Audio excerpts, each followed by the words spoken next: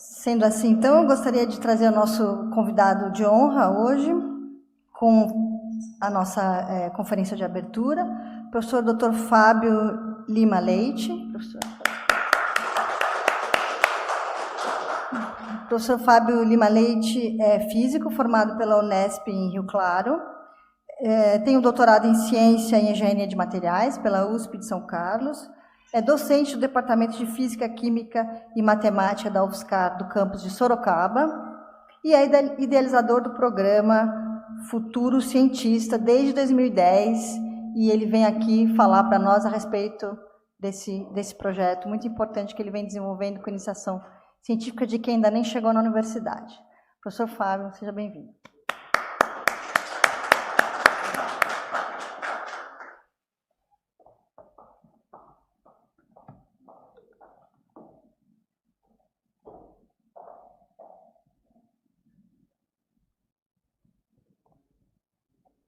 Vamos lá, me ajuda aqui. Tinha batido a mão aqui. Tinha dado a mão com a pata. Fala aqui, né? Alô. Bem, boa tarde, gente. Muito obrigado por terem vindo. Agradeço o pessoal que está assistindo, né, via internet também.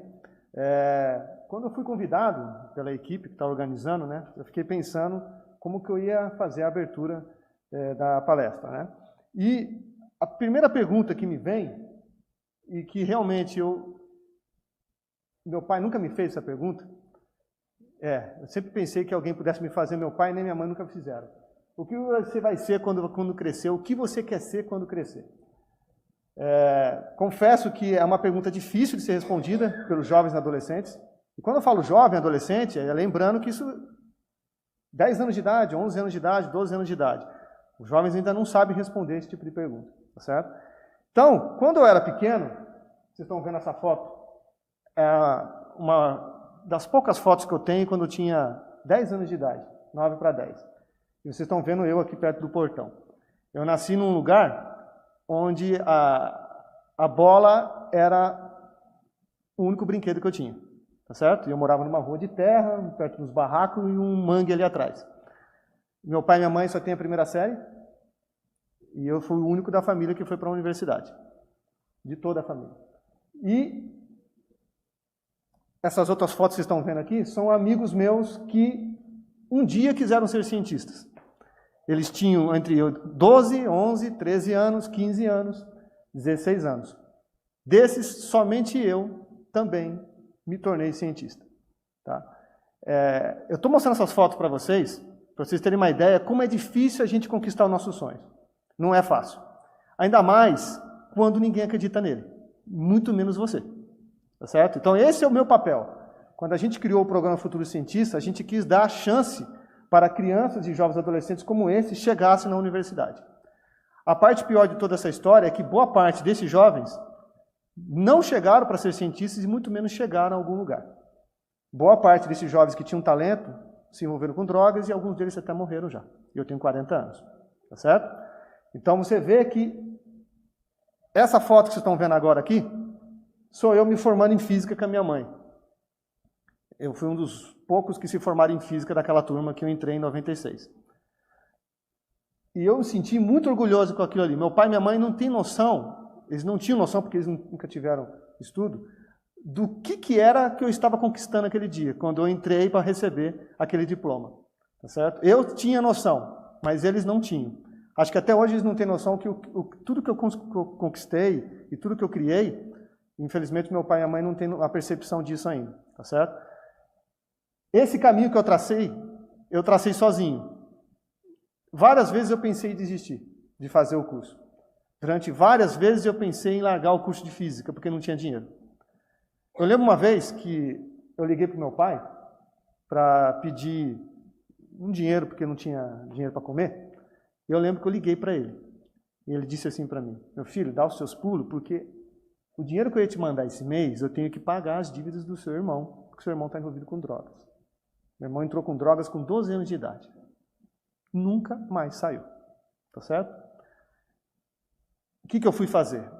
Voltei para minha casa, o curso era integral na Unesp, né? E fui arrumar emprego para poder ficar no curso. Então, dei aula à noite, trabalhei de pedreiro, garçom, o que vocês imaginarem eu fiz. E um belo dia, um professor me encontrou trabalhando durante o dia, um pedreiro mesmo. Ele olhou para mim e falou assim, nossa, o que você está fazendo aqui, rapaz? Você devia estar na aula. Eu lembro que eu falei para ele, mas veja, eu preciso comer. O que esse cara fez? Ele falou, tirou eu de lá, falou assim, não, tá bom, eu vou te dar uma chance. Eu vou adotar você, vou te dar uma bolsa, mas você vai ficar me devendo isso. Eu estou apostando em você. Ele fez uma coisa que nenhum outro professor ia fazer para mim. Nenhum outro acreditou que eu pudesse chegar tão longe. Esse professor se chama Irvino, está lá na Unesp até hoje. E eu devo muito a ele. Então, são pessoas assim que transformam a gente. Eu tive sorte de ter encontrado algumas pessoas assim durante a minha vida. Meu pai e minha mãe, que sempre me apoiaram, alguns amigos e alguns profissionais. Mas ninguém nunca fez essa pergunta para mim. Tá certo? E eu gostaria que alguém tivesse feito. Durante vários anos, sozinho em casa, eu ficava imaginando meu pai me perguntando isso, mas ele nunca me perguntou. O que você quer ser quando você crescer, meu filho? Tá certo? Sinto muita falta disso. Eu falo isso com a minha filha hoje, que tem 10 anos. Eu pergunto para ela, o que você quer ser, Agatha? Para eu poder ajudar você. Eu preparei um vídeo para vocês, para quem está em casa assistir. Esse vídeo, ele mostra muito bem o que é fazer essa pergunta. E por que ela é importante? Para vocês que estão aqui, nós temos alunos, temos técnicos, temos professores aqui, e quem está assistindo também. Qual é a função de um professor, efetivamente? Não é só ir na lousa e passar uma matéria. A função de um professor talvez seja transformar vidas. Principalmente daqueles alunos que querem ser transformados. Tá certo? Aqueles alunos que querem chegar em algum lugar. Isso, quando eu falo aluno, é desde o ensino fundamental. Né? Então, preste atenção no que o vídeo fala. E depois que acabar o vídeo, a gente conclui um pouquinho do que ele fala. Quando se é pequeno, tudo o que você deseja se torna bem mais simples do que parece. Construir o próprio patrimônio, chegar à lua, ter o emprego dos sonhos, viajar pelo mundo. O engraçado é que você cresce e a maioria desses desejos permanecem com você por muito tempo. Alguns vão continuar apenas como sonhos, outros podem até virar realidade. Mas para isso, é preciso que você responda a uma pequena pergunta. O que você quer ser quando crescer? Astronauta? Médico? Bombeiro? Saber essa resposta não será o fim das suas buscas, e sim o seu ponto de partida para várias outras. É através dela que o seu futuro começa a ser desenhado. É ela quem transforma o plano louco em algo totalmente possível. Comigo não foi diferente. Assim como você, eu queria o improvável, o surpreendente, o inovador. Fazer o que ninguém mais seria capaz de realizar. Ir tão longe que nenhuma outra pessoa pudesse me alcançar. Ser o descobridor de uma nova era ou, quem sabe, de um novo tempo. Na verdade, eu queria mesmo era realizar meus desejos. E assim como numa brincadeira de criança, conquistar tudo aquilo que parecia improvável. O trabalho dos sonhos, a família perfeita. E por que não? Viajar pelo espaço? Não cheguei a ser astronauta, não fui bombeiro e muito menos médico. Mas experimentei o novo. Comecei do zero. Fiz de tudo. E tudo de uma forma diferente. Servi a aeronáutica, vendi jornais, verduras e picolé. Trabalhei como ajudante na construção civil. Fui operador de produção, pintor e até artesão. O meu primeiro grande patrimônio não foi nenhum castelo. Vendi muito esterco e metal para adquiri-lo. Talvez todas essas funções não me permitiam enxergar mais longe naquele momento, mas com certeza permitiu-me ter experiência suficiente para crescer com humildade, amadurecer, ter responsabilidades, experimentar minha capacidade de empreender para viver, e estar à frente do tempo em que vivia. E você? Tem sonhado com o quê? Quais os seus planos para chegar lá? Ficar parado não vai lhe trazer nenhum resultado inovador. Não lamente a sua sorte. Não tenha vergonha do que faz. O trabalho é o que transforma você. Posso te dar um conselho? Sonhe. Experimente. Faça o novo. Busque a concretização dos seus desejos todos os dias. Escolha fazer o que você gosta, não apenas o que lhe traz dinheiro. Ele virá naturalmente através de seus esforços. Seja fiel aos seus valores. Faça com amor e seja o melhor naquilo que faz. Lembre-se, você é o único responsável pelo seu destino. Coloque-se sempre em primeiro plano. Ame o próximo na mesma proporção que se ama. Somos todos capazes de ser e fazer. Não deixe que façam por você. Erre. Erre de novo. E através do erro, ganhe experiência. Não seja tão duro com você mesmo.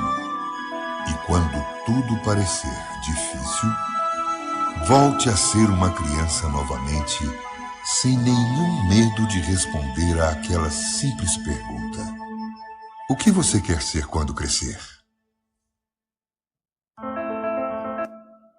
Bem, vocês viram que o vídeo ele é extremamente emocionante, né? Ele conta a história daquela simples pergunta que a gente tem que fazer para uma criança, ou para um jovem adolescente que acabou de entrar na universidade e ainda não sabe nem se era aquele curso que ele queria. Certo? Ele entrou porque o pai queria, porque a mãe queria, porque o tio queria, mas menos ele. Né? Então ele está fazendo um curso lá. E o que fica de tudo isso que vocês ouviram? Quando suas possibilidades ficarem entre remota e nenhuma, sempre, em hipótese nenhuma, você vai escolher nenhuma. Você vai escolher remota. Você vai escolher a mínima possibilidade que você tiver, você tem que escolher ela. É isso que a gente ensina no nosso programa Futuro Cientista para as crianças e jovens que não têm condições nenhuma de ir para uma universidade pública. Todos nós sabemos que para você passar numa universidade pública hoje, você tem que ter uma base muito forte. Se você quer passar para a medicina, por exemplo, o candidato por vaga é 70. Como que um jovem vindo de uma fazenda, de uma escola rural, vai passar num curso de medicina aqui no nosso país? A realidade é muito diferente, tá certo? De outros. Então, o que você tem que dar para ele? Aquilo que ele mais precisa. Uma possibilidade remota. Você tem uma possibilidade, mesmo que seja pequena, mas você tem ela. Aí ele agarra aquela possibilidade e vai até o fim. Esse é o papel de nós, educadores. Tá? Dá chance, uma perspectiva para esse tipo de aluno. Tá bom? O improvável, que vocês estão vendo aqui, ele tem uma grande chance de ser provável. No meu mundo que eu criei. Tá certo? No meu mundo que eu criei não tem improvável. Essa palavra, ela não existe. Se existisse, eu não seria um físico estudando uma doença do sistema nervoso, que é o que eu faço hoje. Eu sou um físico que estuda uma doença que não tem cura e ninguém sabe a origem dela. Por que eu estudo essa doença? Porque em um dia eu descobri que alguém da minha família tinha essa doença. E que outras pessoas da minha família podem ter também. Ela não tem cura e ninguém sabe qual a origem dela. Aí resolvi, eu como físico, estudar essa doença. Foi isso que eu fiz. Por quê? No meu dicionário não tem essa palavra. Tá certo? E eu estou à procura de uma solução para o problema. Esse é o papel da ciência. Achar soluções para problemas. Tá certo? Bem, pergunta que todo mundo me faz nas escolas. E a gente tenta responder de uma forma bem simples. O que é ciência? Né? Qual é o papel dela na nossa sociedade? Ciência simplesmente é isso aqui, ó. Aprender, conhecer. Ciência é simplesmente produzir curiosidade, produzir conhecimento. Isso é ciência. Isso quem mais faz não somos nós adultos. Quem mais faz é minha filha de 10 anos. Porque se a gente for pegar as crianças, elas perguntam tudo que você imaginar. E a gente geralmente tosa isso. Não, depois eu te respondo. Uma filha uma vez me perguntou por que o sol se colocava daquele jeito. Por que ele nascia sempre naquele horário. Para eu explicar isso para ela, de 9 anos de idade, Vocês não têm noção como é difícil explicar para alguém que não tem percepção do que é um planeta, de que é um sistema solar, de que é a rotação e translação. É muito difícil explicar o que é um átomo para uma criança de 7 anos. Vocês estão entendendo qual a dificuldade que tem nisso? Ciência, ela não é para ser complicada, ela é para ser simplificada. Nós complicamos. Então, a verdadeira ciência está aqui, ó, na curiosidade. E esse é o papel nosso, instigar esses jovens a fazer perguntas. Esse é o papel da ciência. O exercício da curiosidade é o que produz o conhecimento. E o conhecimento é uma coisa muito importante. O conhecimento, ele não tem noção, ele não tem nenhum tipo de aplicação se você não transferir ele. Então, o conhecimento ele só é importante quando você repassa ele para alguém. Por isso que existe o professor. Por isso que existe a publicação científica. Não adianta eu descobrir a cura para uma doença e não divulgar para o mundo que essa cura existe. Qual é o sentido disso, gente? Então, o conhecimento ele tem que ser divulgado, tá certo? Seja ele em revistas científicas, seja ele em casa, seja ele na rádio, no Facebook, igual está sendo feito aqui. Disseminar a informação. Esse é o papel do conhecimento que vocês adquirem, tá certo? Conhecimento é a única virtude que ninguém, em hipótese alguma, pode tirar de você. As pessoas podem tirar um monte de coisa de você, dinheiro, podem tirar educação, mas nunca vão tirar o conhecimento que você adquiriu. O conhecimento que você adquiriu está guardado e reservado dentro de você. Você só vai torná-lo importante no momento que você passar essa sabedoria para alguém. E esse é o nosso papel, tá bom? O que é a ciência? Voltando na pergunta, a ciência é uma produção humana. E a única pessoa que faz ela chama-se cientista. Esse é o papel do cientista. O cientista, ele acha, ele procura a causa das coisas. Não há cientista que viva e sobreviva sem fazer perguntas. Não há. Se você encontrou um cientista que não tem problema na vida, ele não é cientista. Porque o cientista, por máximo que ele tente escapar, mesmo sempre que ele tentar fazer isso, ele vai criar um monte de problema. Porque ele é assim, o cientista nato, ele quer ver problema nas coisas. Porque o grande desafio do cientista é achar solução para os problemas. Seja ele na faculdade, né, Luiz? Com os problemas que nós temos aqui para resolver, certo? Seja ele na escola, seja ele em qualquer lugar. O cientista está lá para criar eles. Só que o grande trabalho do cientista não é esperar um milagre para resolver. O trabalho do cientista é achar o quê? Não achar só a pergunta, achar a resposta. Então, o que a gente não suporta mais? A gente não suporta mais é o ser humano que só dá problema. Ele só traz o problema, ele não traz a solução. A gente não precisa mais de tipo de pessoas assim, trabalhando no nosso meio como cientista. A gente quer um cientista que encontre um problema e que tenha, pelo menos, uma hipótese do que seria a solução daquele problema. Esse é o trabalho do cientista, tá certo? O bom cientista, ele faz uma coisa que pouca gente acho que não se tocou. O bom cientista, ele faz a pergunta certa. Se eu fizer a pergunta errada, eu vou passar a minha vida inteira procurando a resposta errada. Então, no momento que você estuda uma doença como eu, por exemplo, que estuda esclerose múltipla, a pergunta que eu podia fazer são milhares. Por que essa doença surge e por que a maioria das mulheres tem essa doença? Por que ela é uma doença onde o próprio sistema imunológico seu ataca você mesmo? Quando que ela surge? Olha quantas perguntas eu tenho. Mas se eu fizer a pergunta errada, eu vou ficar a vida inteira tentando achar a resposta. E ela vai estar errada. Tá certo? Veja como o trabalho do cientista é muito difícil. Além de fazer a pergunta, ele tem que saber que pergunta está certa ou errada. O cientista não se deixa levar pela circunstância. Nunca desiste e, diante da dificuldade, traça um plano de ação. Então, um bom cientista, ele jamais desiste. Uma coisa que eu vejo muito nos meus alunos, não são todos. O aluno, ele chega no laboratório, faz um experimento, traça o gráfico, e o gráfico não dá certo. O que ele faz? Ele entra em depressão. Por quê? Ele entra em depressão profunda. Ele chega na minha sala quase chorando, com o olho, né, cheio de lágrimas. Deu tudo errado, professor. Aí eu olho para ele com aquele olhar sarcástico e falo assim, mas você queria que desse certo? Ciência é para dar errado. Ciência não é para dar certo. Ciência é para dar errado, porque ciência é o desconhecido. Você está mexendo com uma coisa que pouca gente estudou. Você está cutucando com vara curta a natureza. O que você espera? Que ela te responda no primeiro experimento que você vai para o laboratório? Então o jovem não tem noção do que é realmente fazer uma pesquisa. Então esse é o nosso papel, não é certo? O papel do futuro cientista, do programa. É educar o aluno para entender o que é realmente a ciência e como se faz ela. Não se faz ela desistindo na primeira vez que você faz um experimento. O cientista ele tem que ter perseverança. Se ele não tiver, ele não vai achar a resposta para os seus problemas. O que é um cientista? Cientista ele tem que ter isso aqui, ó. A gente chama de espírito científico. Se ele não tiver, o que a gente faz? A gente ensina ele, tá bom? O espírito científico tem a ver com isso aqui, ó. Ter confiança na ciência, quer dizer, você tem que confiar naquilo que você faz, né? Ter entusiasmo, esse é o que mais falta. O que eu mais vejo de falta nos alunos é entusiasmo. Então, assim, o aluno vai na televisão e vê lá, corte de 44% no investimento em ciência. Aí ele vai na minha sala, falar comigo e fala assim, professor, eu estou fazendo doutorado e mestrado, mas eu estou vendo que eu vou ficar desempregado. Não tem para onde ir. Ele está desanimado, coitado. Tá certo? Nosso papel, em vez de empurrar ele na ribanceira, é animar ele. Tá certo? Quantas vezes o meu pai mentiu para mim? Um monte. Para dizer para mim que o mundo era muito perfeito. Para que eu não sofresse. Meu pai mentiu várias vezes para mim. Tá certo? Eu só fui ver que ele estava mentindo quando eu tinha 18 anos. Quando ele disse para mim, não, meu filho, fica tranquilo, as pessoas vão te amar sempre. Coitado.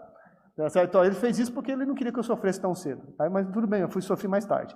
Tá certo? Então, no caso da ciência, é a mesma coisa. Você tem que ter entusiasmo por ela, senão você não aguenta. No primeiro experimento que der errado, você desiste. Então, tem que ter entusiasmo, tem que ter brio. E não pode ser dogmatismo, não pode ter isso. O que significa isso? Na ciência não existe milagre. Tá certo? Na ciência tudo tem uma causa e tudo tem um efeito. Tá certo? Aqui não vamos falar de religião, estamos falando puramente da palavra ciência. Se você quer ser um cientista, você tem que desapegar de algumas coisas e depois que você sai do laboratório, você se apega no que você quiser. Enquanto você estiver no seu campo, na sua sala, estudando e tentando achar a solução para um problema, você não vai achar a solução na religião ou em outro lugar. Você vai achar a solução na ciência. Tá certo? Essas qualidades que eu coloquei aqui são as qualidades que a gente procura num jovem talento. Eu vou falar uma por uma.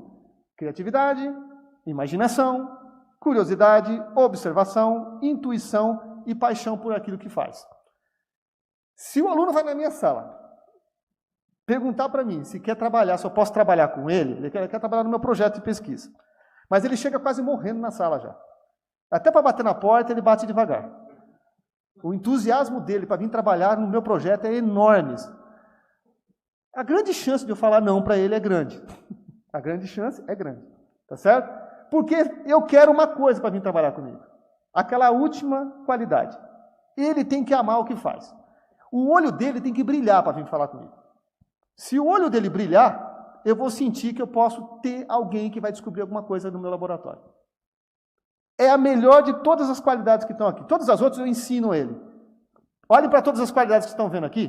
Todas as outras eu consigo ensinar. Ó.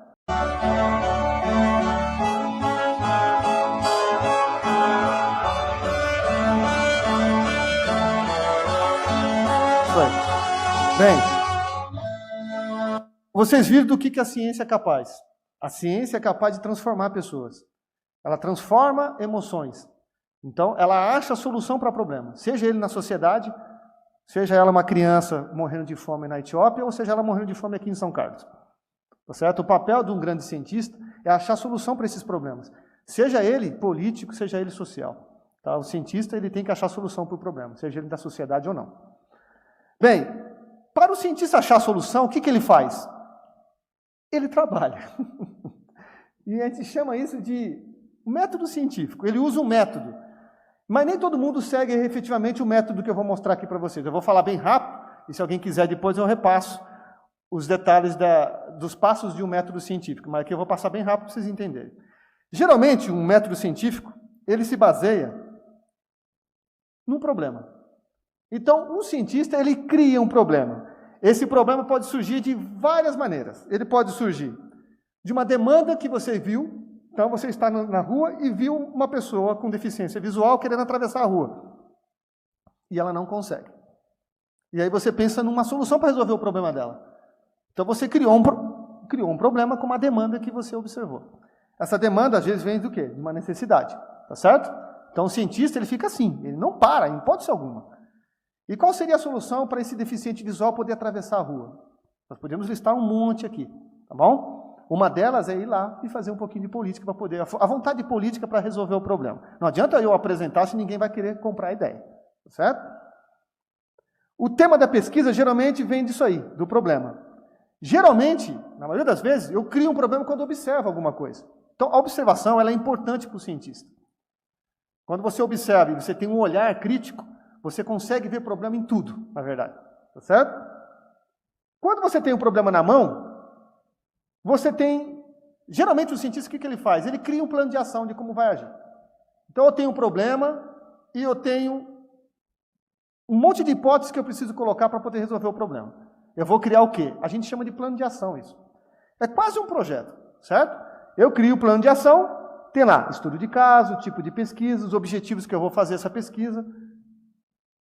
Com o problema na mão, com o tema da pesquisa em mãos e com os objetivos, eu tenho a coleta de dados. O que o cientista faz depois que ele tem um problema na mão? Ele vai para o laboratório, ele vai para a rua, ele vai para a biblioteca, vai para a literatura, coletar informações para resolver o problema. É isso que o cientista faz. Tá certo? Ele vai nas bibliotecas, vai pegar o banco de dados, colher tudo isso, e aí ele vai criar as hipóteses possíveis para resolver o problema. Veja, ele tem um problema, coletou todas as informações que tinham, e aí o que ele faz agora com isso? Cria suas hipóteses. Eu acho que pode ser esse aqui o problema, a solução para o problema pode ser esse aqui. Ele cria tudo isso, certo? A gente chama de evidências. Depois eu posso passar isso para o pessoal que está assistindo, tá bom? Com as hipóteses na mão, eu vou fazer a experimentação disso. Eu vou experimentar para ver se aquelas hipóteses funcionam ou não. É assim que trabalha um cientista, é bem simples, na verdade. E eu faço o experimento. Se ela funcionar, eu estou passando aqui para bem rápido. Se ela funcionar, aceitar. Tá vendo ali? Aceitar, reavaliação das hipóteses e rejeitar. Se ela funcionar, as hipóteses que eu tinha colocado lá no início, se elas estiverem corretas, de acordo com meus experimentos, eu não preciso fazer tudo de novo, igual eu estou fazendo aqui. Aqui, esse ciclo que vocês estão vendo aqui, novas observações, nova coleta, novas hipóteses, é quando dá tudo errado o que você tinha observado. Você colocou 4 hipóteses lá, mas nenhuma delas bateu certo. E aí você vai lá e vai ter que fazer tudo de novo. Por isso que o cientista não pode desistir, não pode. Ele tem que ter perseverança. Porque se tiver que repetir tudo de novo, ele vai ter que fazer tudo de novo. Caso ele ache a resposta e as hipóteses estejam corretas, ele monta o que a gente chama de teoria, que é o que vocês estão vendo aqui em cima.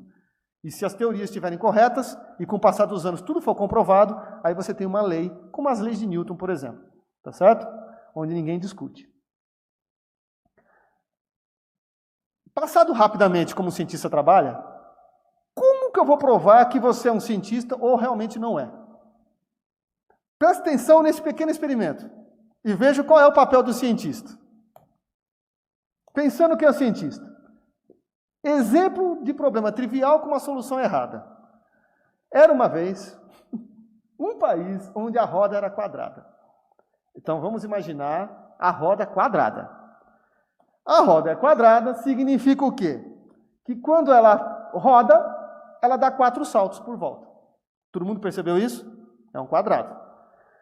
Agora veja o que acontece quando um cientista ele não tem a percepção e a intuição ajustadas. Aí vem o cientista para resolver o problema dessa cidade. O que ele faz? Ele cria uma roda com um formato de triângulo. E fala assim, e o triângulo é melhor que o quadrado, porque o triângulo só dá 3 saltos por volta e não 4. Isso é uma solução? É. Qual seria a melhor solução para esse problema? Alguém sabe? A roda. É redonda. Não daria nenhuma volta, gastaria menos energia. Mas ele colocou um triângulo. Todos nós passamos por isso. Às vezes a gente acha uma solução e não é a melhor solução. É uma solução, é melhor que a outra, mas não é a solução ideal. Então o cientista, às vezes, ele tem que ter a intuição para poder ver que a melhor solução desse problema aqui seria realmente um círculo, certo? Uma roda circular. E ele não daria nenhuma volta igual está aí, nem 3, nem 4. Quais são os tipos de cientistas que você vai encontrar na sua vida? Alguns vão se identificar aqui com o que eu vou falar. Mas na ciência, existem alguns cientistas com um formato já caracterizado. Alguns, como por exemplo aqui, aquele que realmente sabe que tem informação, ele sabe que sabe. Então ele sabe o que está sabendo e sabe o que está fazendo. A gente sempre quer chegar aqui, sabe o que sabe. Então, Existem uns outros grupos que eu vou mostrar agora, que é sabe que não sabe. Esse é o grupo mais nervoso que existe. Você tem noção de que você não sabe nada. E aí você fica nervoso com isso. Nós vamos ver daqui a pouco o que vai rolar isso. Tem mais um grupo aqui embaixo, que esse aqui, então, olha, realmente, ele é muito alienado da vida. Ele não sabe que sabe. Ele não tem noção alguma que sabe tudo sobre o assunto. Certo? Aí eu não sei o que eu faço com esse tipo de cientista. Tem um quarto grupo, que é onde vai sair tudo. Ele nem sabe que não sabe. É um alienado da vida, realmente, esse. Ele não sabe nada e ele não tem noção que não sabe.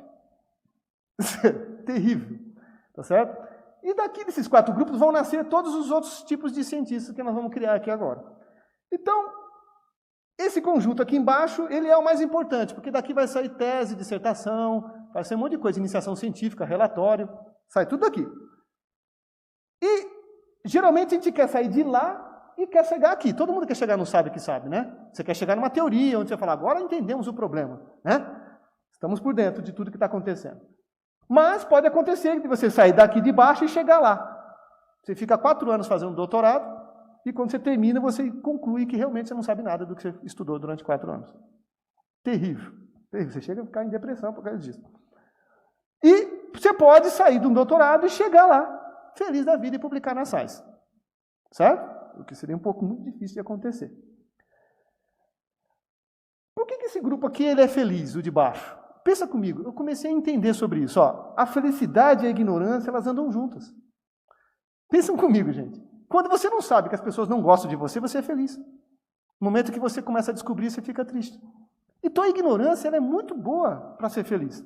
Quando você não sabe, não tem noção dos problemas que tem na sua vida, você fica feliz com ela. Depois você vai ficando velho, vai ficando, né, vai tendo consciência dos problemas, você vai ficando triste, vai ficando até cabisbaixo. De tanto problema que você tem. Aqui é onde mora todo o nervosismo, quando você descobre realmente que você não sabe muita coisa. E aqui é a felicidade plena sua. Dentro desses 4 grupos, nós vamos montar agora os tipos de cientistas. Então vamos começar por iniciação científica. A iniciação científica, ela poderia ser isso aqui, ó. Sabe que sabe. Então, por exemplo, o orientador, ele pega um aluno e dá um trabalho para ele fazer, mas é um trabalho que você sabe que vai dar certo. Você entende o que eu estou falando? Então, veja. Você está treinando o aluno. Então, você dá um trabalho para o aluno, mas você sabe que o resultado vai dar aquele lá. Então, você sabe que sabe e fica tranquilo. Tá certo? Então, pode ser, mas não deve ser o objetivo final, na verdade, porque você quer que o aluno tenha algum desafio na mão, né? Tá? Mas, na maioria das vezes, você pode fazer isso. Aí, existe aquilo que é um pouco provável. Eu, como orientador, sei que o problema que eu estou dando na mão dele é um problema que a gente não sabe a solução ainda. E aí você pega o cara, que é o estagiário, ou escraviário, como vocês podem chamar, e fala assim, vai para o laboratório e testa isso até a gente não aguentar mais. Vamos tentar achar, né, resultados, porque a gente precisa entender esse problema. E pode ser que esse aluno de IC ajude um aluno de doutorado ou de mestrado a achar a solução para um problema. Tá certo? Então, é provável que isso aconteça. Na verdade, muitos orientadores gostam disso. Então, você pega um problema de um doutorado lá, bota o aluno de IC para trabalhar junto com o aluno de doutorado. E ele ajuda, né, o aluno de doutorado a desenvolver o trabalho. E tem aqueles orientadores que gostam de achar que sabe, mas não sabe. E aí mora todo o problema. Você dá um trabalho para o aluno de IC e espera que o aluno chegue lá e não sabe que sabe. Só que nem você sabe que você também não sabe nada sobre o assunto. Então, o orientador é perdido e o aluno é mais perdido que ele, porque os dois são perdidos, tanto o orientador quanto ele. Tá certo? Desculpa falar, mas é assim que funciona. Tá bom? Então, pode ser que o aluno, se for muito bom, consiga ainda, no final da sua iniciação científica, chegar ali, não sabe que não sabe. Ele chega para você na sua sala e fala, professor, eu descobri uma coisa importantíssima. E eu não sei nada de relatividade geral. Eu achei que sabia, mas na hora que eu comecei a estudar, eu vi que não sabia nada. Aí você olha para o aluno, dá aquela risada e fala, puta, é isso que eu queria que você descobrisse.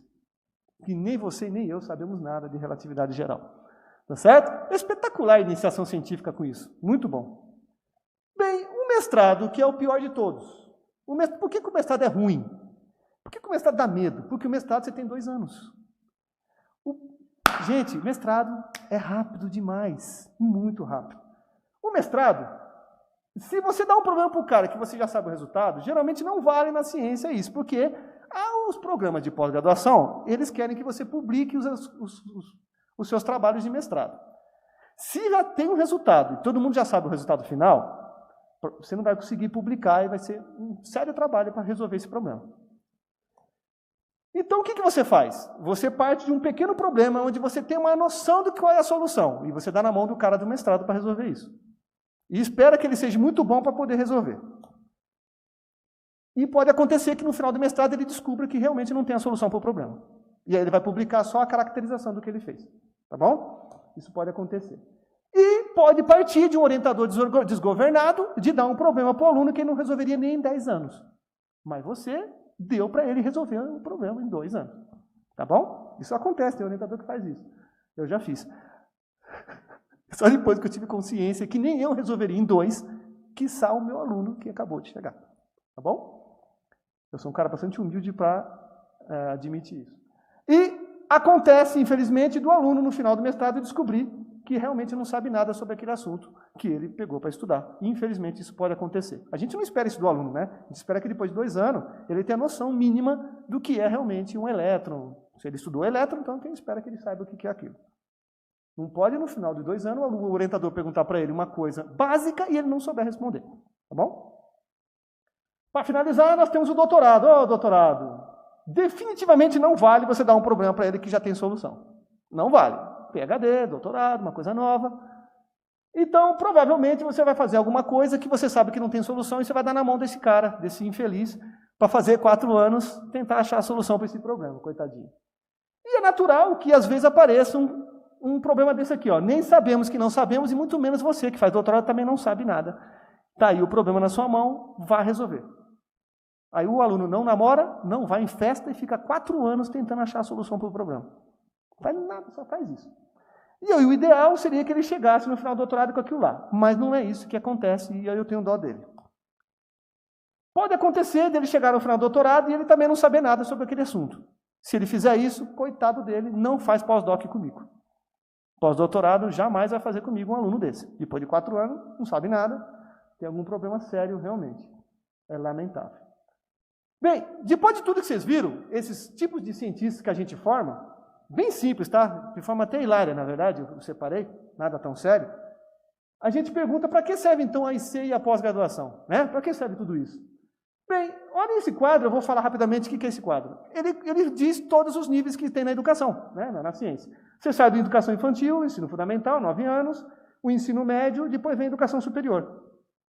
E aí existe no nosso país curso de graduação, cursos presenciais, sequenciais e cursos de extensão, como tem nosso pró-reitor aqui. Existe, só na UFSCar, deve ter dezenas de cursos de extensão, né, para a comunidade poder participar, tá certo? Acima disso, você tem a pós-graduação estrito e lato sensu, que é a pós-graduação profissional, a pós-graduação acadêmica e a especialização, tá? E subindo um pouco mais, você tem o doutorado e o pós-doutorado. Olha o caminho que a pessoa tem que traçar para chegar até o pós-doutorado dela. E o pós-doutorado geralmente é uma bolsa para quem está desempregado, tá certo? A FAPESP dá 3 anos para você arrumar emprego, a CNPq dá um pouquinho mais, dá 4 e depois renova mais 2, certo? Dando uma bolsa de pós-doutorado sênior, existe isso, tá? Bem, objetivos da IC. A gente pega um aluno para trabalhar com a gente na iniciação científica porque a gente quer isso aqui, ó. Preparar o aluno para descobrir problemas novos, encontrar soluções, ser ousado e preparar o aluno para ingressar na carreira científica e, quem sabe, vir fazer um mestrado e um doutorado comigo, né? Ou com você que está sentado aí. Então, a iniciação científica coloca o aluno desde cedo em contato direto com a pesquisa. E esses órgãos de fomento são os que dão dinheiro para a gente. Ou não, porque a maioria deles negam nossos projetos. Tadinhos, né? Então, você tem CNPq, que dá Bolsa PIBIC, PIBIC Júnior e PIBIT, que é uma bolsa que tem muito a ver com inovação tecnológica.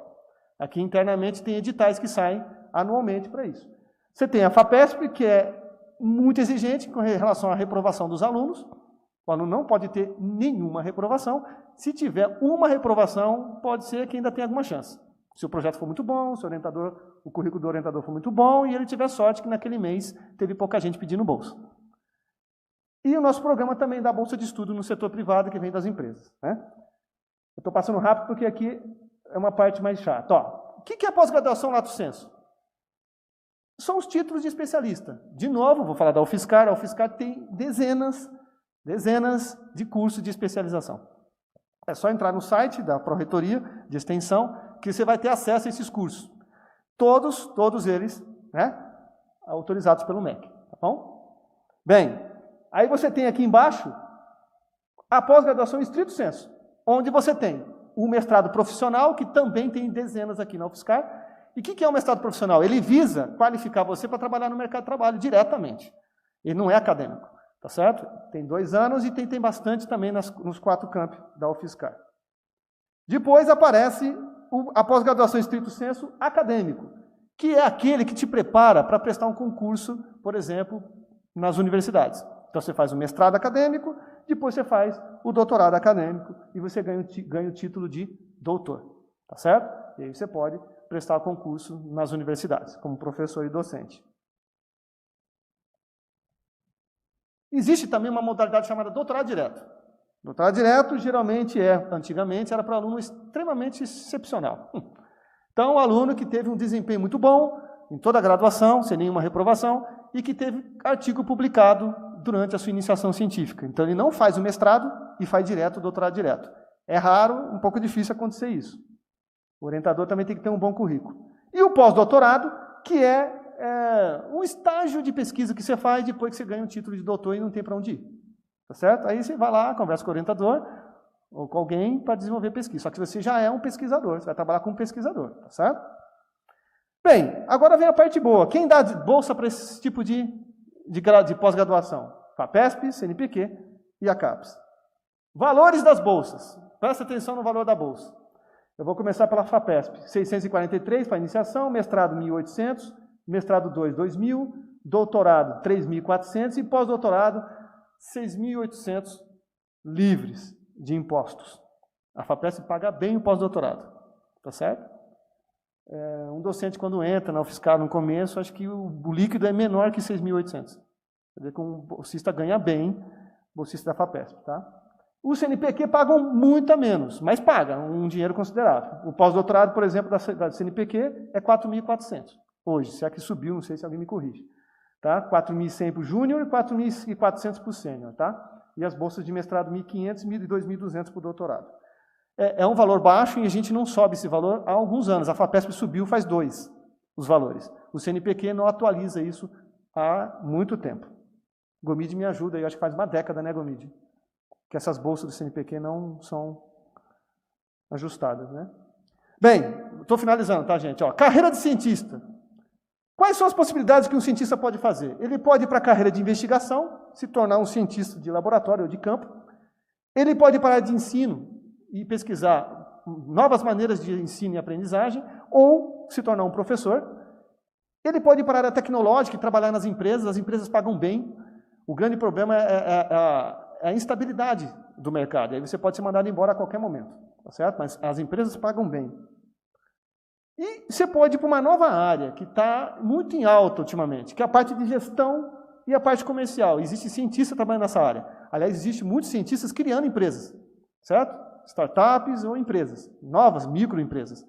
E aqui em São Carlos, então, meu Deus do céu, o que tem de microempresas que são abertas aqui? Espetacular, cidade da tecnologia. Como tornar-se um cientista ou não? Bem, nós do PFC construímos um plano de vida, que eu vendo esse plano de vida, entre aspas, vendo, não é dinheiro, tá? Eu vendo para o aluno, ele tem que comprar ideia, é isso que eu quero dizer. Ele tem que comprar ideia. Eu fiz um plano de vida com 7 passos. Presta atenção nos 7 passos que você precisa fazer para se tornar um cientista. Fique longe, primeiro passo, fique longe da mediocridade.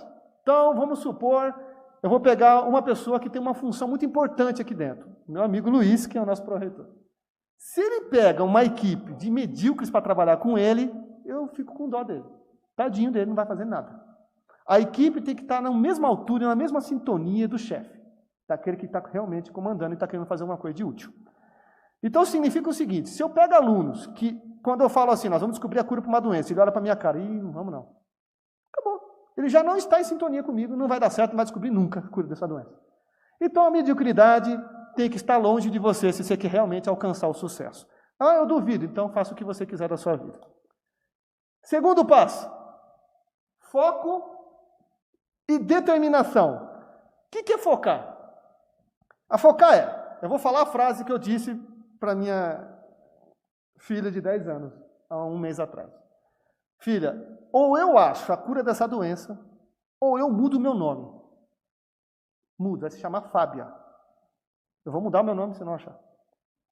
É determinação, mas eu não falei para ela quando que eu ia achar. Pode ser que daqui a 60 anos, tá certo? Mas isso se chama determinação, é sangue, é brio. Eu preciso de gente assim. Todos nós precisamos de gente assim do nosso lado. Se você quer construir alguma coisa, precisa de foco e determinação. Construa sua meta e escolha quem irá com você. Diga com quem tu andas que eu vou dizer se eu vou com você ou não. Tá certo? Escolha quem é que está com você nos seus objetivos na sua vida. Foco e sabedoria. Presta atenção nesse vídeo de um filme, um retrato do que seria foco e sabedoria. Tá certo? Presta atenção porque é um filme muito bom e, aliás, sugiro que vocês assistam. É um trecho rápido. A primeira coisa que pensei foi como a queda do Caio podia me favorecer.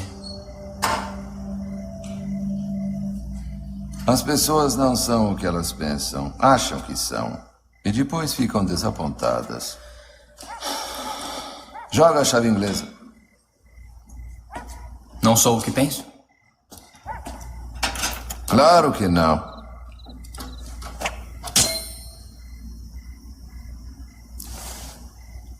A 50avos.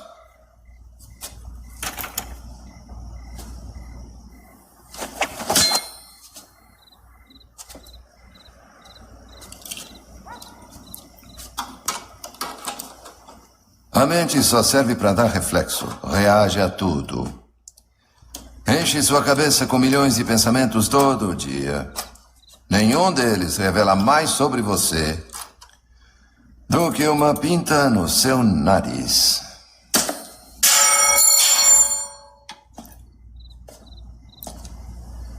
Tenta me bater. O quê?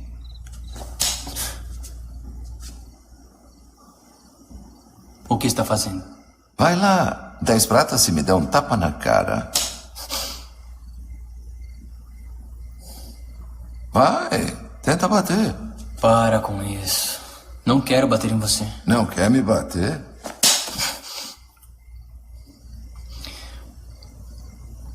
Não quero machucar você. Nesse caso, eu vou ter que continuar te batendo.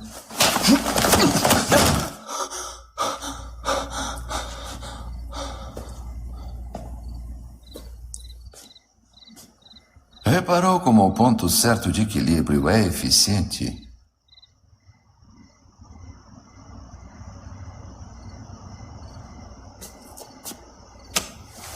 E se eu dissesse que o seu treinamento e mesmo a sua vida servem para desenvolver a sabedoria de usar o ponto certo de equilíbrio no lugar certo, na hora certa? Lembre-se do lixo. Livre-se do lixo você. O lixo está na sua cabeça. Primeira parte do treinamento. Aprender a jogar fora o que não precisa. Está aqui.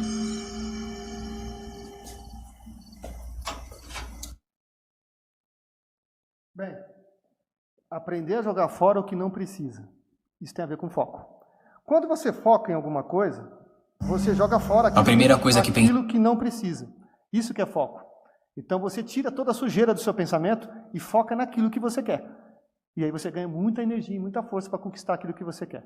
Para isso, lembre-se, as pessoas que estão do seu lado têm que estar em sintonia com você. Senão, caso contrário, você não vai ter sucesso. E sucesso não é dinheiro, tá? Bem, o terceiro passo para se tornar um cientista é você ter um propósito de vida.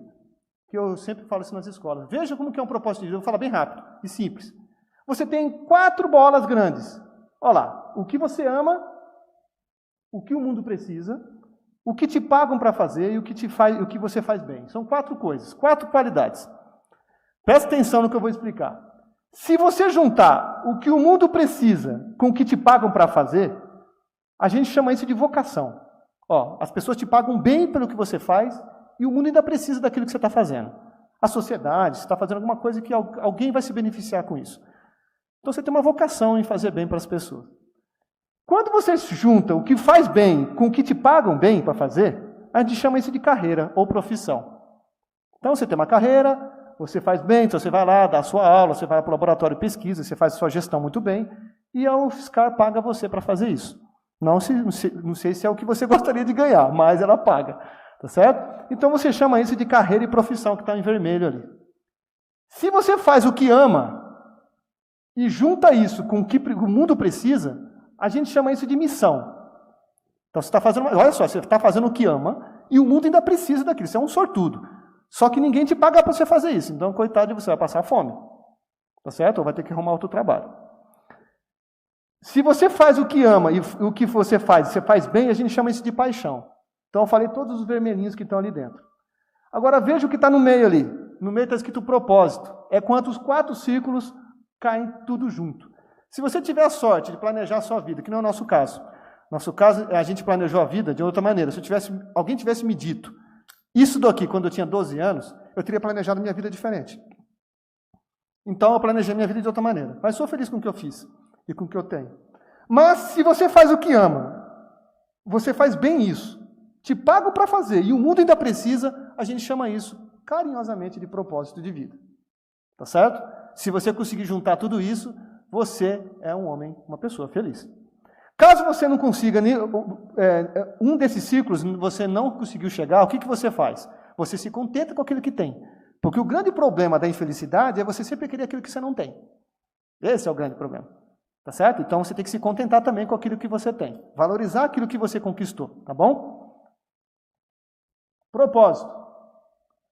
É o mesmo filme. Acho que estou pronto. Várias cenas de um filme. Pronto para quê? Presta atenção. Dedicar a minha vida a um propósito maior. Verdade? Servir aos outros, né? E se for para valer, farei o que achar melhor. Tá bom. Tudo bem. Acho que você devia continuar na ginástica.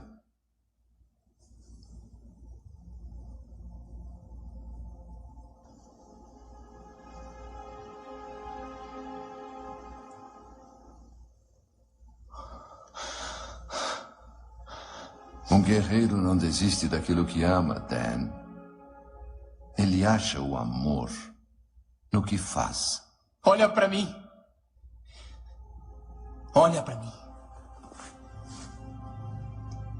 Tem uma barra de metal na minha perna. Um guerreiro não procura a perfeição, ou a vitória, ou invulnerabilidade. Ele é totalmente vulnerável.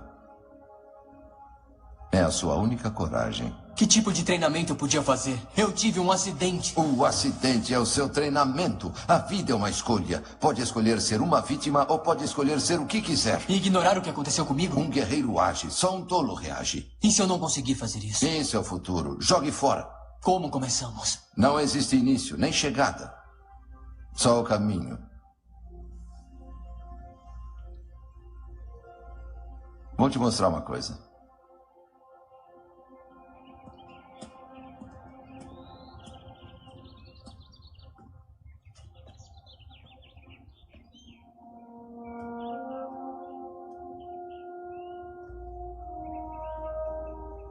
Quando construiu tudo isso?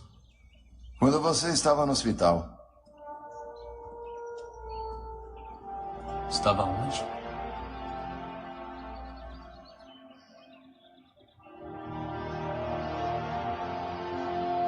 Agora podemos trabalhar de verdade.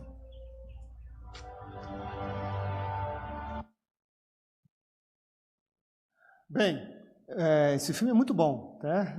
Aconselho vocês a assistirem. Ele mostra exatamente uma coisa que a gente não aprende na escola, tá? É persistir nos nossos sonhos, naquilo que a gente quer, tá? A gente sempre gosta de colocar problemas. Bem, eu vou passar rápido isso aqui que estamos passando do tempo já, né? Como que você escolhe uma profissão para você, para o seu filho e para o seu amigo, né? Quando eu pergunto na escola por que ele quer ser cientista, são as respostas que eu ouço. Descobrir novas leis da natureza, inventar a cura de certas doenças, combater a fome ou reduzir a poluição, desenvolver novos materiais, a construção de novos motores, entender a mente humana e o seu comportamento e encontrar novas maneiras de ensinar e aprender.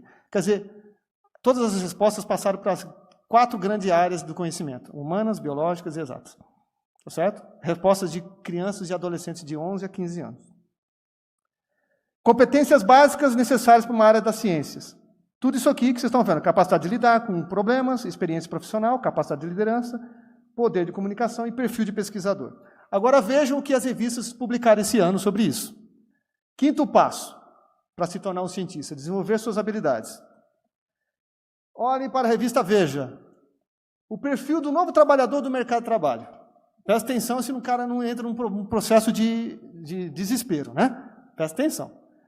Ter graduação, pós-graduação, MBA e fluência em mais de 2 idiomas. Você fala, meu Deus, eu não encaixo nenhum disso aí. Estou longe disso. Você já entra em desespero. Certo? Estou falando das grandes empresas e vão pagar grandes salários por isso. Experiência na área que pretende atuar, que é o pior de tudo. Isso é o que mata a gente, na verdade. Então, sai um concurso, você tem que ter experiência, mas se você nunca trabalhou, como você vai ter experiência?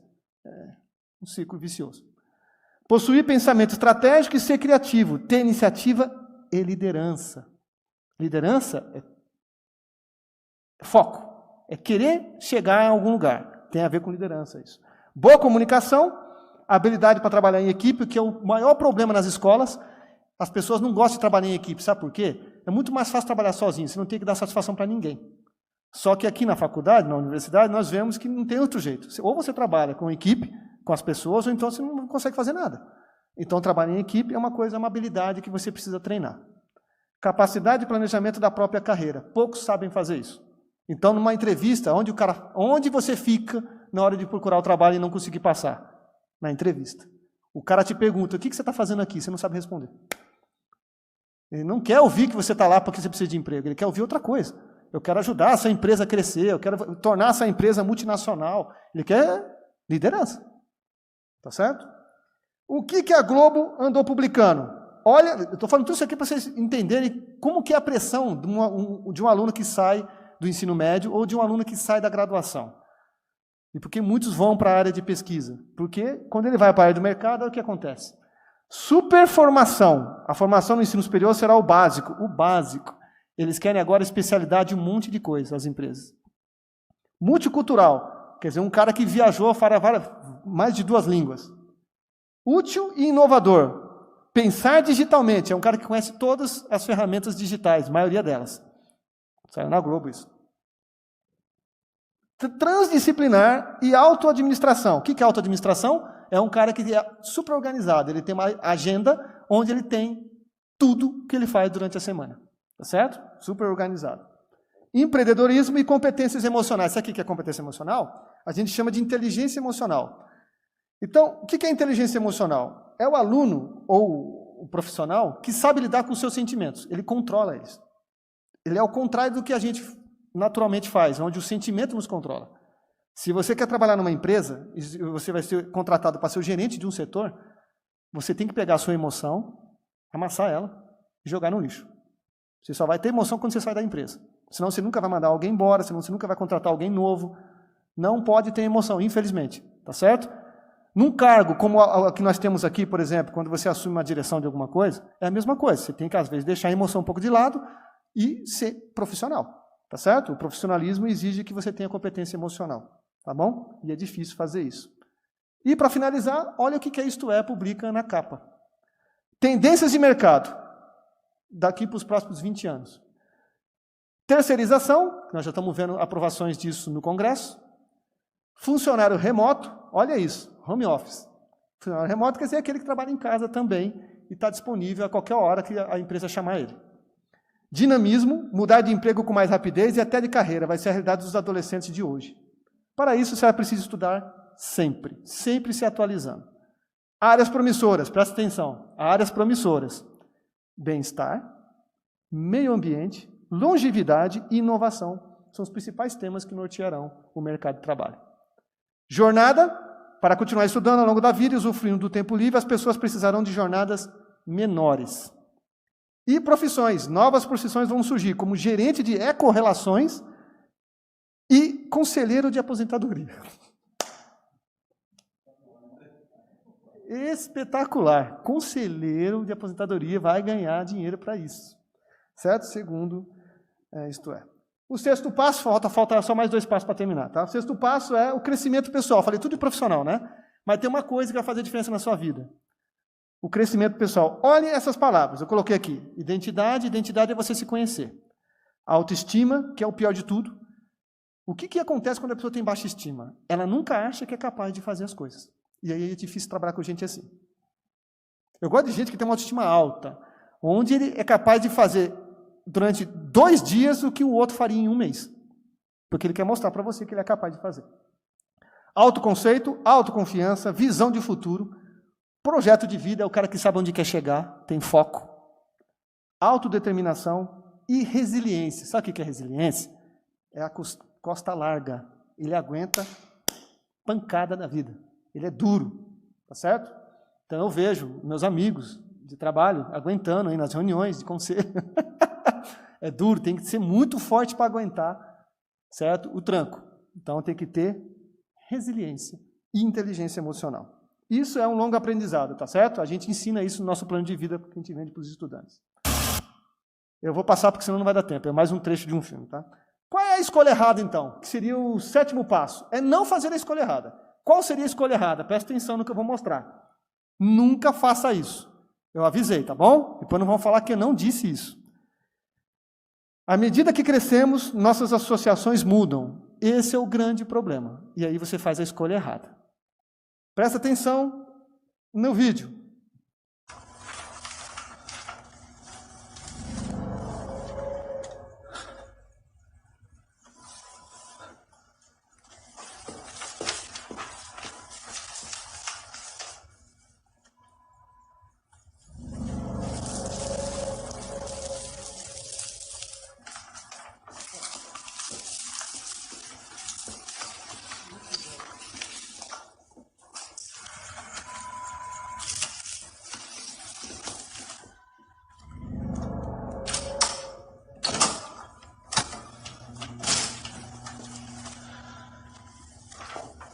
Olhem a ganância. Isso é um cofre, tá? O ser humano gosta de trapacear, né?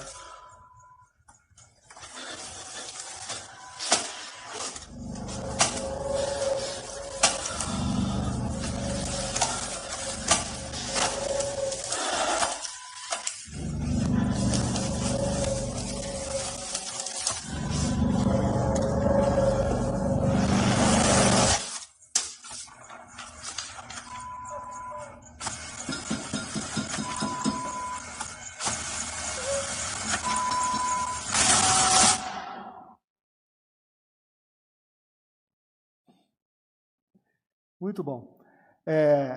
Você tem que tomar cuidado com a porta que você abre, porque ela pode fechar, certo? E você fica preso nela.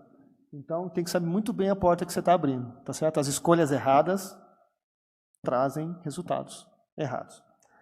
Eu vou passar isso aqui. A gente tem um curso de atualização que a gente chama de projeto de vida, tá? E a gente dá esse curso nas escolas. Então, quem quiser depois me procurar para saber mais, conversem comigo que eu falo do que é, tá? Conclusão, vamos concluir. Por que eu fiz essa palestra e o que a gente conclui dela? Se você quer ser um cientista, vírgula, então você vai ser. Tá certo? Então a máxima é, se você quer, não tem ninguém que faça ao contrário. Tá certo? Existem coisas que nem sabemos que não sabemos, que é realmente a nossa ignorância em relação a algumas coisas. Devemos duvidar de todas as coisas. Todas. Tá certo? Duvidar não é não acreditar. São 2 coisas distintas, tá bom? Devemos buscar problemas e soluções e devemos ser ousados e criativos. Para ser cientista tem que fazer isso. Não devemos jamais desistir de nossos sonhos. Em hipótese alguma, alguém pode dizer o que você tem que ser da sua vida. Ele pode até falar o que ele quiser, não significa que você vai aceitar o que ele vai dizer. Certo? Mas a decisão tem que ser sua. E seja desajustado, como foi um cara chamado Steve Jobs. Em 2002... foi eleita a empresa que ele criou a mais rica do mundo de todos os tempos. Eu vou finalizar com esse vídeo de um filme que conta a história dele. Agora eu vou passar esse vídeo, é rápido, 1 minuto e pouco. Onde o recado final dele para pessoas como nós, que somos desajustados. Porque quando eu falo que sou um cientista, a primeira coisa que a pessoa faz é olhar para a minha cara com uma cara estranha. Eu falei, esse cara é meio estranho, é maluco. Tá certo? Quem faz ciência tem uma visão meio pejorativa.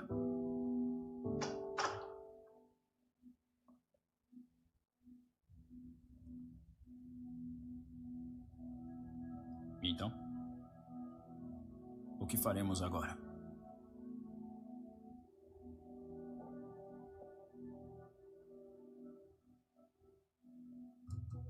Vamos deixar uma marca no universo.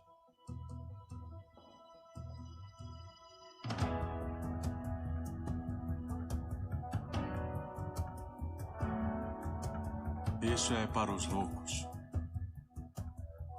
os desajustados, os rebeldes, os desordeiros, para os peixes fora d'água, para aqueles que veem as coisas de forma diferente.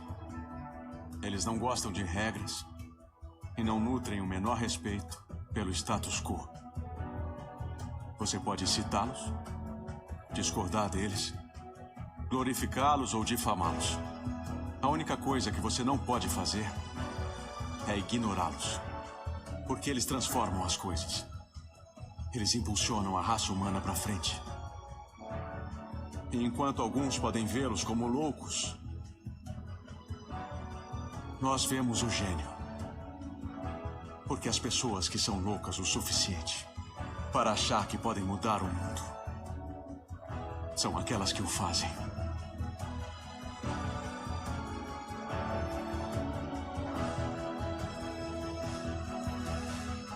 Que tal?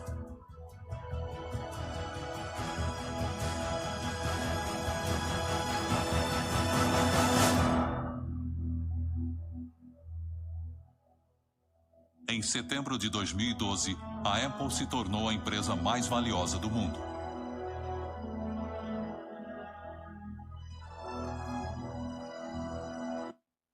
Perfeito, né?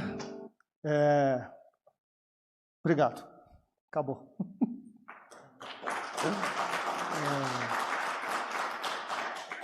Tudo bem, acho que estourei o tempo aí, mas tudo bem.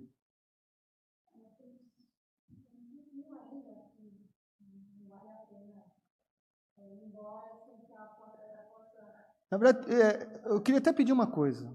Eu tinha preparado uma coisa aqui, um teste para fazer com a turma. Não sei se eu tenho tempo para fazer o teste. Eu vou pegar esse desenho, olhem para o desenho. São várias pessoas que estão ali naquela árvore. E o que vocês vão fazer? Vocês vão escolher uma daquelas figuras, não vão me falar qual é. Vocês vão escolher uma dessa figura. Aquela que representa melhor você hoje. Certo? Escolhem ela. É difícil fazer essa escolha. Olhe para uma figura e escolhem ela. Esse teste é um teste muito famoso. Sim, famoso entre os psicanalistas e psiquiatras, psicólogos. E ele diz muito sobre o seu estado emocional hoje. Tá certo? Ele vai mostrar alguma coisa para você. Então, todo mundo escolheu? Não precisa falar qual que é. Escolheram? Tá. Querem saber o significado delas? Tá todo mundo curioso? Tá. Não se assuste com o que vai estar escrito aqui, porque é só uma percepção, porque pode ser que você fique em dúvida entre duas figuras. Tá certo? E aí você pode, né, dividir o seu problema em dois. Então, vamos para o primeiro. Quem escolheu as opções 1, 3, 6 ou 7? Eu vou ler. Como você pode observar, os bonecos com os números 1, 3, 6 ou 7 estão todos em plena escalada. A gente vai ver depois lá. Isso mostra que você é uma pessoa que tenta superar os obstáculos que surgem em sua vida, não havendo obstáculo para a sua criatividade. Você é uma pessoa corajosa que não se intimida frente à adversidade e que busca, acima de tudo, atingir seus próprios objetivos. Sem dúvida, uma das melhores descrições dessa posição é que você tem um status de lutador. Tá certo? Parabéns. Tá bem, quem escolheu uma dessas aí, tá bom? Alguém tinha escolhido só para saber? Olha, tudo feliz, olha lá. Não! Ai. Não pode mudar. Tá, mas tudo bem. Peraí, calma.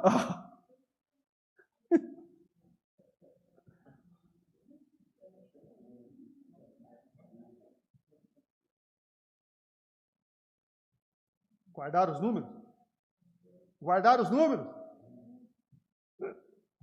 Então, tá bom. Vamos para o próximo. O próximo. 2, 11, 12, 18 e 19. Se você escolher um desses números, Você não só é uma pessoa sociável, mas também é uma pessoa cujo coração impulsiona a ajudar os outros. Oh, nossa. Você é bondoso, alguém que se volta àqueles ao seu redor e, portanto, são considerados grandes pessoas, respeitados por todos, não costumam ter problemas quando pedem ajuda. Mas, em geral, sua capacidade de dar conselhos também faz de você uma pessoa muito decidida. Tá bom? Não vou perguntar quem foi que fez isso. Quem de vocês escolheu esses números aí. Eu vou passar aqui. Se você escolheu a opção 4, só a opção 4, o número 4 é caracterizado por uma pessoa feliz e conformista. Tá? Se conforma com algumas coisas. Não significa que não queira o sucesso ou as recompensas. Só que você não vai fazer nada para alcançá-lo. Você se conforma rápido com algumas coisas, tá certo? Seus objetivos na vida são rapidamente resumidos em viver o presente, viver a vida como ela é, e possivelmente você seja uma das pessoas mais felizes à sua volta, porque você se contenta com aquilo que tem. Né? Eu falei que isso é importante também. Parece que não tem problemas, como ansiedade ou depressão. Espetacular isso. É por isso que essa é uma das melhores posições, porque não depende de nada em seu ambiente para se sentir plenamente realizado. Nossa Senhora, estou curioso para saber quem pegou essa aí. Se você escolher a opção 5, se você se sentiu identificado com a posição 5, você possivelmente está passando por um período de excesso de trabalho. A posição é de completa exaustão. Meu Deus do céu.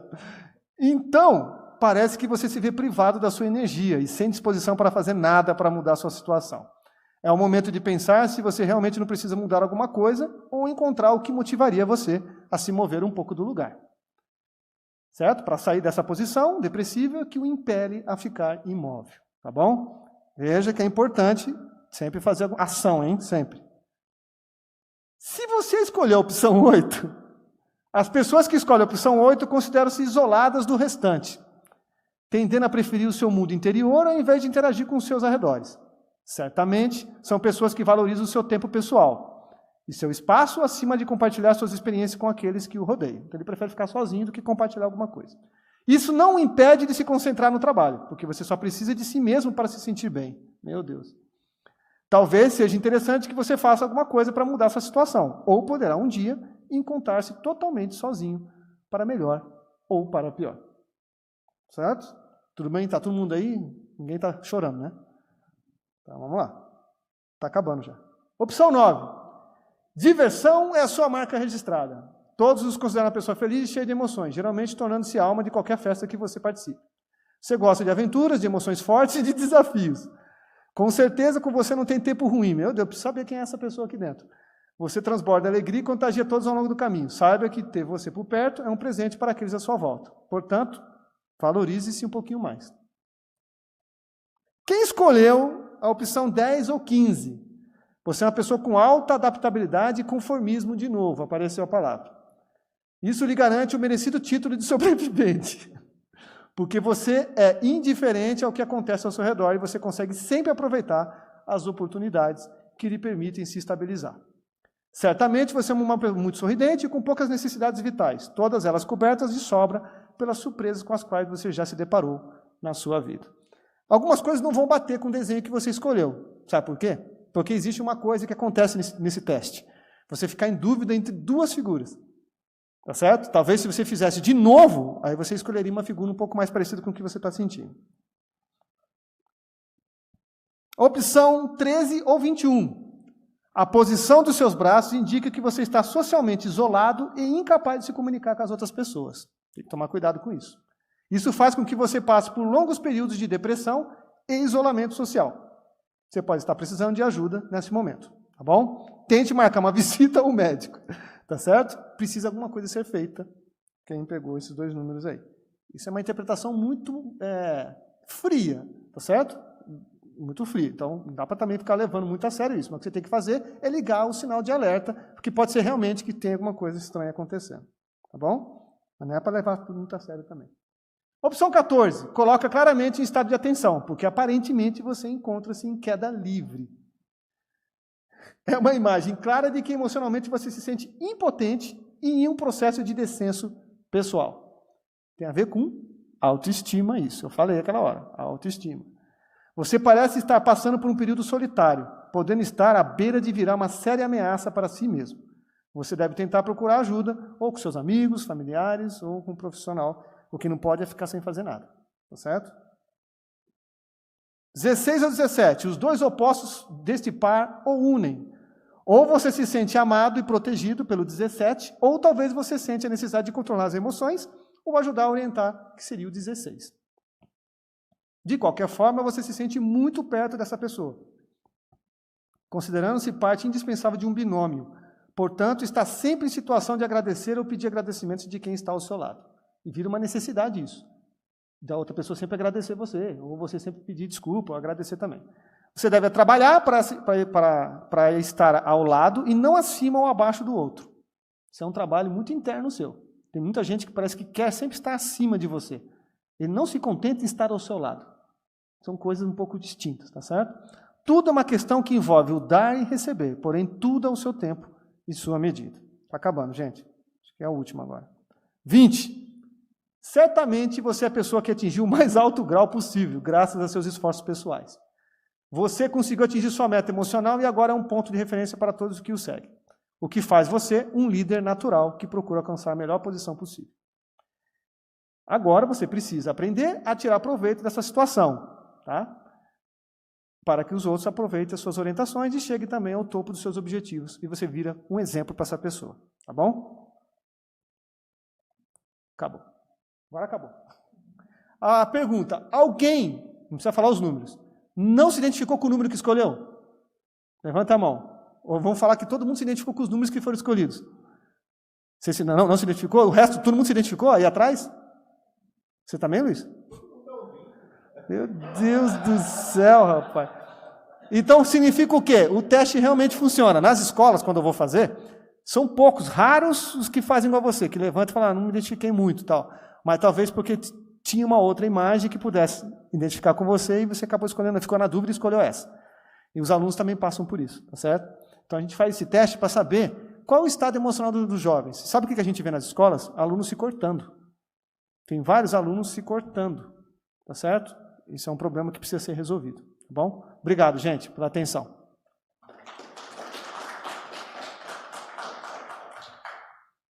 Bem.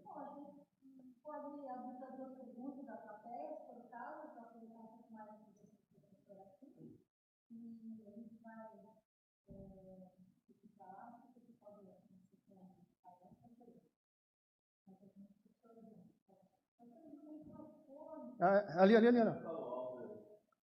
Bom, na verdade, eu queria parabenizar e a coincidência também, porque hoje é o dia da ciência e esse vídeo que vai estar liberado vai ser muito bom para a gente mostrar para o Brasil que a ciência é importantíssima. Então, a ciência é importantíssima para a gente desenvolver o nosso país, que está precisando muito disso. Porque a gente tem atualmente o nosso problema político, né, que todo o dinheiro que ao invés de ir para a ciência, na verdade está indo para a corrupção, nós devemos agradecer essa sua conferência e lamentar que o número de pessoas que está aqui hoje é muito pequeno, principalmente dos alunos de iniciação científica, aonde nós gostaríamos de convidá-lo para uma outra oportunidade em que a gente iniciaria agora os novos alunos de iniciação científica, isso é uma ideia que eu estou tendo, discutir depois com a Paula, de tal maneira que a gente colocaria os novos alunos de iniciação científica para ouvir essa conferência e verificar a importância que a ciência e a participação deles terão. Agradeço, estou à disposição, se me chamarem eu venho, dou até o curso, esse plano de vida eu dou para eles aí. Né? Na realidade a ideia é que cada um tem o seu plano de vida, né? Cada aluno de iniciação científica cria o seu plano de vida, a gente trabalha em cima desse plano, apresenta para o orientador, geralmente o orientador assina o plano também. Gomide? Oi. Bom, agradecer você pela palestra, realmente cheia de situações inusitadas. Eu não me identifiquei com nenhuma das pessoas da árvore, eu estou realmente preocupado com a minha situação. Eu falei, cara, nenhum desses aí me representa. Então, acho que imaginei que você ia mostrar alguma coisa depois, mas não estou deprimido, não. Eu gostaria de agradecer você pela palestra e dizer uma coisa que eu penso de muito tempo. Normalmente, quando nós fazemos a análise das pessoas, das nações, do sucesso, etc., etc., ainda mais no dia de hoje, o mundo dividido, você vê, classifica os países entre socialistas, capitalistas, que foram colonizados, não foram colonizados, que tem isso, que tem aquilo. A minha divisão é muito mais simples. Para mim, as nações se dividem em duas. Aquelas que os povos usam a metodologia científica de pensar e aquela que os povos não usam a metodologia científica de pensar. Então, espero que com o teu trabalho, eu incluo o Brasil entre as nações que não usam a metodologia científica de pensar, porque o cientista brasileiro ele acha que a metodologia científica é para ele utilizar quando ele entra no laboratório. Quando ele sai dali, ele não usa a metodologia científica de pensar nas reuniões de conselho, etc., etc. Essa é a minha visão. Então, espero que você, quanto contribuição para as novas gerações, que realmente os brasileiros aprendam que não há futuro se nós não utilizarmos a metodologia científica de pensar até para atravessar a rua. Muito obrigado. É isso aí. Vou até contar uma coisa engraçada.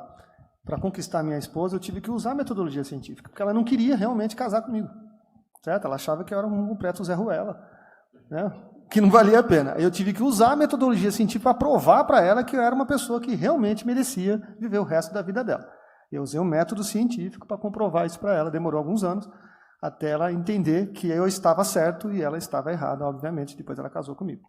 Persistência e foco, né, professor? Isso. O método científico funcionou nesse caso. Ele sempre funciona. Bom, José Marques, parabéns, Fábio, pela apresentação. Eu acho que, no meu entendimento, ela foi impactante pelo lado emocional. E como eu tenho a responsabilidade de uma disciplina que é inovação e empreendedorismo no ambiente da educação física. E no mercado da educação física é extremamente inovadora. Vira e mexe tem um serviço novo, né? Hoje é Zumba, amanhã é Kizumba, amanhã é Trizumba, e a universidade não dá conta de formar um profissional para trabalhar lá. E muitas vezes do que existe no mercado não tem embasamento científico e a gente lesiona os nossos clientes lá fora. Então a disciplina vem trazer o sentido da responsabilidade de verificar o que é a empresa, já que vai falar da inovação e do empreendedorismo, mas já trazer a concepção da inovação e no sentido que você abordou, que é justamente do autoconhecimento. O aluno não se conhece, ele não sabe o berço que ele tem e que isso é um bem que ele tem. O conhecimento que ele traz da brincadeira de rua, da família, para quem vai agir como empreendedor, no caso, ele tem que se conhecer, ele tem que se valorizar. Ele não é um ser individual, ele é definido pelas relações que ele possui, que você deixou muito claro aí. E eu imagino que essa palestra, num certo sentido, externo do mesmo jeito que o professor João colocou, de trazê-lo justamente para o núcleo de empresa júnior, porque por muitas vezes os alunos fazem a empresa júnior, aquela coisa mecânica de fazer a empresa júnior, e no fundo ele está se criando como futuro empregado. Isso. E não como um processo inovador, proativo, com todas as qualidades que você mencionou. Então, parabenizo e fantástico.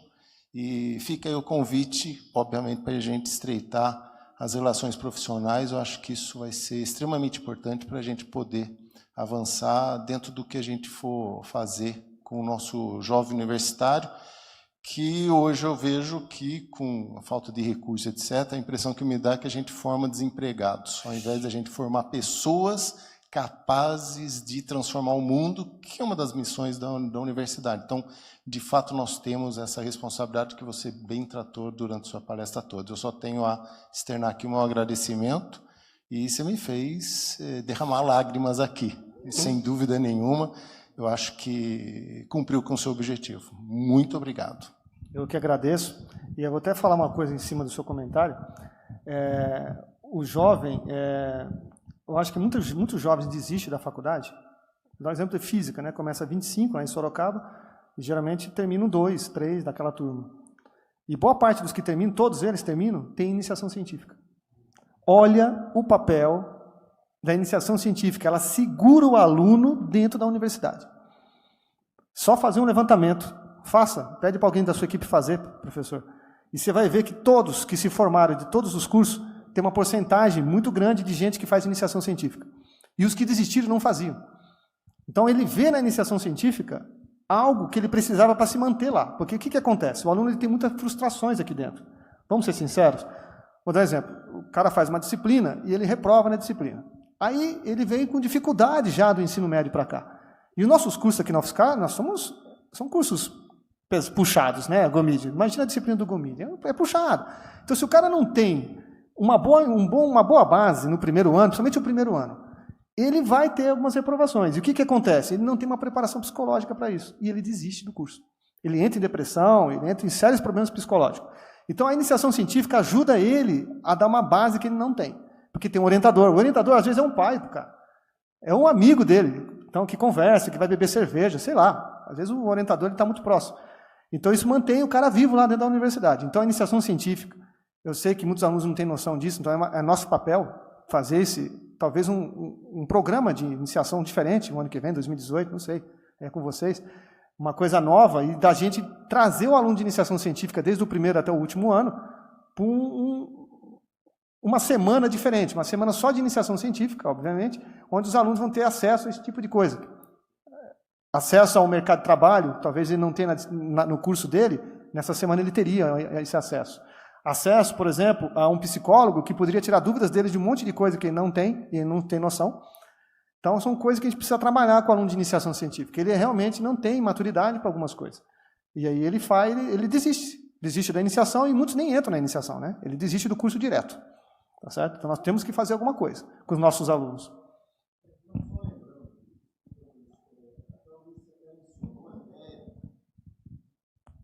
Estou tirando a palavra da boca do Luiz. O Luiz falou sobre por que nós não fazer um programa de iniciação à extensão. Opa! Onde você aplica conhecimento e já lida com as pessoas. Isso aí. Coloca o aluno de frente com o futuro cliente dele, o futuro...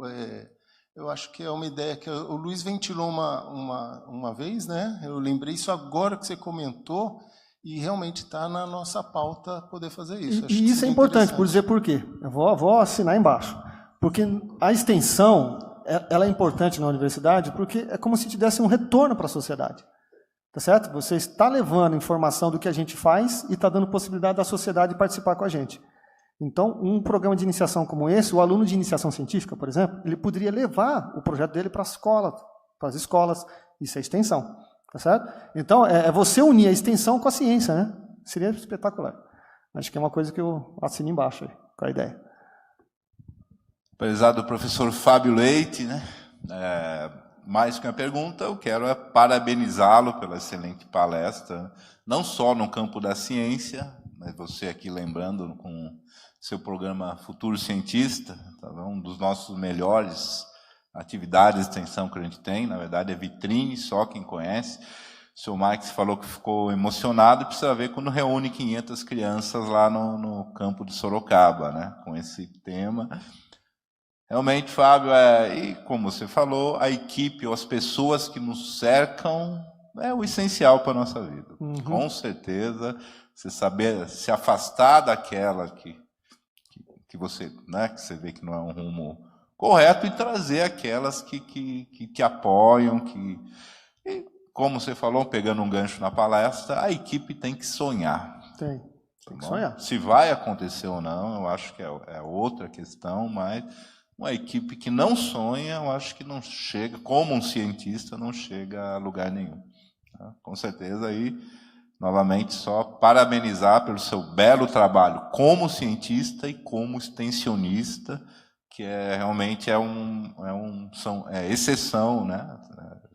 Esse perfil que é a nossa universidade, um professor que é bom nas duas coisas, né? Então, parabéns de novo, professor Fábio Leite. Eu que agradeço, Luiz, e até para comentar aí a sua sugestão, eu acho que às vezes é necessário renovar, você entende? A renovação ela é um processo de crescimento nosso, de maturidade, né? Então, por exemplo, você está num trabalho onde você vê que as coisas não andam da forma que a gente, né, planejou. O que nós temos que fazer? Estudar onde está o problema, né? Onde está o tumorzinho, e estancar esse tumor, senão o negócio não vai andar mesmo. Então, assim, eu quero dizer aqui, deixar claro para todo mundo que está assistindo, que eu apoio veementemente a equipe, a gestão atual, né? E vou estar com vocês no que vocês precisarem, tá certo? Lá, representando vocês, ou no que vocês acharem melhor, lá em Sorocaba, tem um grupo muito bom de gente, de pessoas lá que querem realmente crescer, tá certo? Todo lugar tem, Araras, Induri, aqui, e nós temos que estar junto dessas pessoas, porque é o crescimento, né, que a gente sempre deseja, tá bom? Obrigado, viu? Isso aí.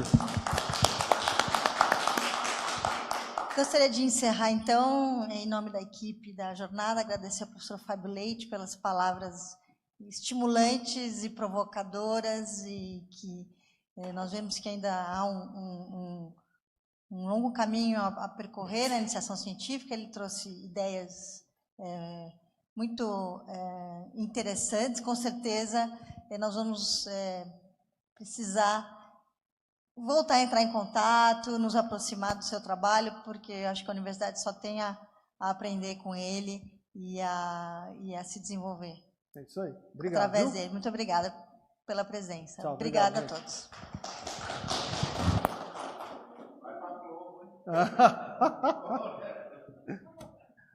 Estava sendo filmado aqui, né?